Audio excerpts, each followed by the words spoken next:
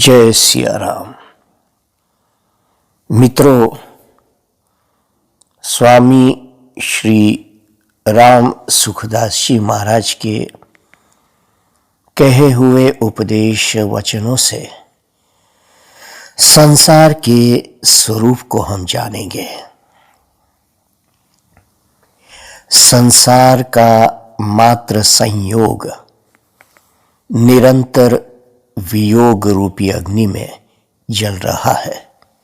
जिससे संयोग होता है उसी से वियोग होता है, और वो वियोग निश्चित है।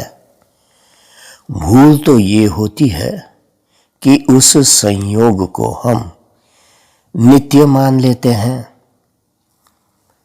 संसार के संयोग का वियोग तो अवश्यंभावी है, होना ही है, पर वियोग का संयोग अवश्यंभावी नहीं है। अतः संसार का वियोग ही सत्य है। नाशवान भौतिक पदार्थों के संबंध से किसी का शोक कभी दूर हो ही नहीं सकता। उत्पत्ति विनाशशील वस्तुओं के वश में न होना अर्थात उनका आश्रय न लेना ही मनुष्य की वास्तविक विजय है। जब तक संसार शरीर का आश्रय सर्वथा नहीं मिट जाता, तब तक जीने की आशा, मरने का भय, करने का राग और पाने का लालच, ये चारों नहीं मिट सकते। मनुष्य ही आसक्तिपूर्वक संसार से संबंध जोड़ता है। संसार कभी संबंध नहीं जोड़ता। संसार के साथ मिलने से संसार का ज्ञान नहीं होता, और परमात्मा से अलग रहने पर परमात्मा का ज्ञान नहीं होता। ये नियम है। संसार के साथ एकता और परमात्मा के साथ भिन्नता भूल से मानी हुई है।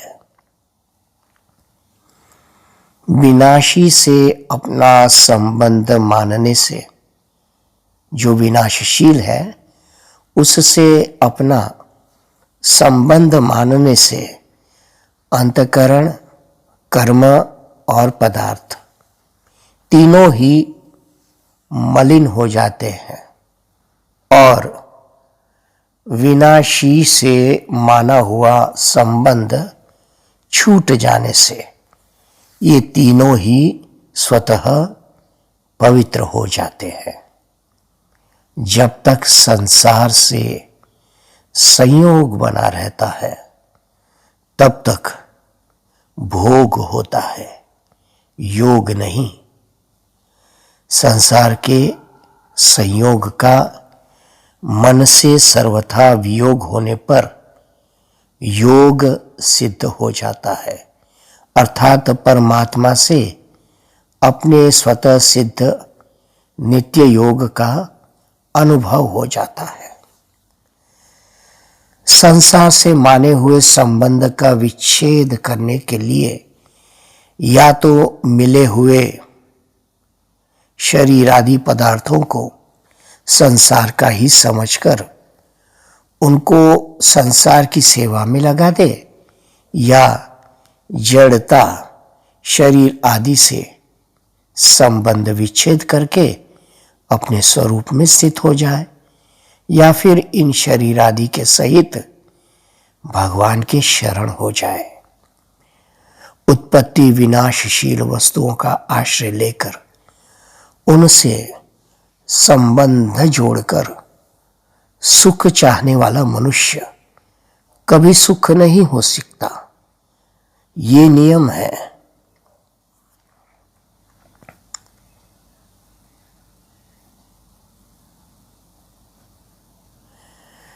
नाशवान की दासता, नाशवान की दासता ही अविनाशी के सन्मुख नहीं होने देती। संसार की सामग्री संसार के काम को है, अपने काम को नहीं। संसार विश्वास करने योग्य नहीं, प्रत्युत सेवा करने योग्य है। नाशवान में अपनापन अशांति और बंधन देने वाला है। असत को असत जानने पर भी जब तक असत का आकर्षण नहीं मिट जाता, तब तक सत की प्राप्ति नहीं होती। सत की प्राप्ति नहीं होती। जैसे सिनेमा को असत्य जानने पर भी उसका आकर्षण रहता है, जैसे भगवान का आश्रय कल्याण करने वाला है, ऐसे ही रुपये आदि उत्पत्ति विनाशशील वस्तुओं का आश्रय पतन करने वाला है। प्राकृत पदार्थों को महत्व देना अनर्थ का मूल है।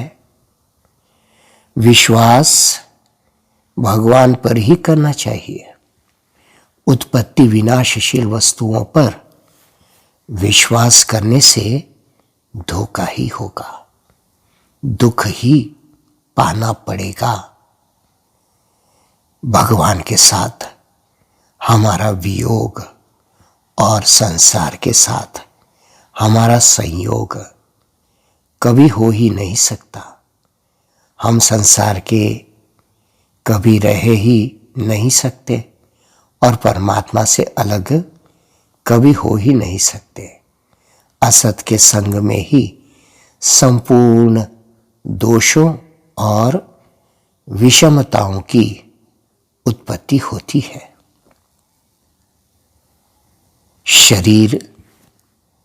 शरीर संसार का निरंतर परिवर्तन हमें ये क्रियात्मक उपदेश दे रहा है कि तुम्हारा संबंध अपरिवर्तनशील तत्व परमात्मा के साथ है, हमारे साथ नहीं है। हम तुम्हारे साथ और तुम हमारे साथ नहीं रह सकते। अभी जो वस्तुएं, व्यक्ति आदि हमारे पास है, उनका साथ कब तक रहेगा, इस पर हर एक को विचार करने की जरूरत है। हम शरीर को रखना चाहते हैं, सुख आराम चाहते हैं, अपने मन की बात पूरी करना चाहते हैं। ये सब असत का आश्रय है, जो किसी समय है और किसी समय नहीं है, कहीं है और कहीं नहीं है, किसी में है और किसी में नहीं है, किसी का है और किसी का नहीं है। वह वास्तव में है ही नहीं। वस्तु और व्यक्ति तो नहीं रहते, पर उनसे माना हुआ संबंध बना रहता है। ये माना हुआ संबंध ही जन्म मरण का कारण होता है। सब संसार अपनी धुन में जा रहा है, हम ही उसको जाते हुए को पकड़ते हैं और फिर उसके छूटने पर रोते हैं। जो संसार की गरज नहीं करता, उसकी गरज संसार करता है, परंतु जो संसार की गरज करता है, उसको संसार चूस कर फेंक देता है। मनुष्य जब तक सांसारिक पदार्थों का संबंध रखेगा और उनकी आवश्यकता समझेगा, तब तक वह कभी सुखी नहीं होगा। संसार को सत्ता देने से संयोग वियोग होते हैं और महत्ता देने से सुख दुख होते हैं। संसार की सत्ता बाधक नहीं है, प्रत्युत उसकी महत्ता का असर बाधक है। महत्ता का असर होने से गुलामी आ जाती है। संसार का संयोग अनित्य है और वियोग नित्य है। नित्य को स्वीकार करना मनुष्य का कर्तव्य है, वियोग को स्वीकार करना। संसार की जिन वस्तुओं को हम बड़ा महत्व देते हैं, उनका काम यही है कि वे हमें परमात्मा प्राप्ति नहीं होने देगी और खुद भी नहीं रहेगी।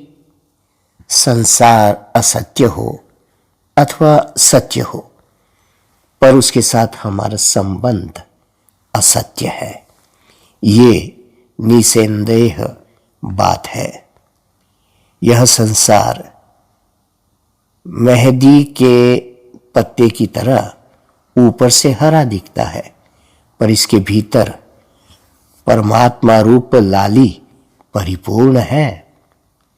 हम स्वयं चेतन तथा अविनाशी है और सांसारिक वस्तुएं जड़ तथा विनाशी है। दोनों की जाति अलग अलग है। फिर दूसरी जाति की वस्तु हमें कैसे मिल सकती है? जैसे उदय होने के बाद सूर्य निरंतर अस्त की ओर ही जाता है, ऐसे ही उत्पन्न होने के बाद मात्र संसार निरंतर अभाव की ओर ही जा रहा है। संसार विजातीय है और विजातीय वस्तु से संबंध होता ही नहीं, केवल संबंध की मान्यता होती है। संबंध की मान्यता ही अनर्थ का हेतु है, जिसके मिटते ही मुक्ति स्वतः सिद्ध है। सांसारिक पदार्थ मान, बड़ाई, प्रशंसा, आराम, सत्कार आदि का प्रिय लगना पतन का कारण है। जो नहीं है उसकी सत्ता मानकर उसको पाने की अथवा मिटाने की इच्छा करना असत्य का संग है। वस्तु, व्यक्ति और क्रिया का संबंध मनुष्य को पराधीन बनाने वाला है। इनसे असंग होने पर ही मनुष्य स्वाधीन हो सकता है। जब तक अपने पर जड़ संसार का असर पड़े, तब तक अपनी स्थिति जड़ में ही समझनी चाहिए, चिन्मय तत्व में नहीं। शरीर संसार को भूल जाने से निद्रा में जब विश्राम मिलता है, पर उनसे संबंध विच्छेद हो जाए तो परम विश्राम मिलता है। शरीर संसार से असंग होने के लिए विचार की आवश्यकता है, अभ्यास की नहीं। अनंत ब्रह्मांड में कोई भी वस्तु हमारी और हमारे लिए नहीं है। जिसका किसी भी देश, काल, क्रिया, वस्तु, व्यक्ति, अवस्था, परिस्थिति, घटना आदि में अभाव है, उसका कहीं भी भाव नहीं है, अर्थात उसका सदा ही अभाव है और वह असत है। नासतो विद्यते भावः, गीता में कहा है ना। जय सिया राम, जय सद्गुरुदेव।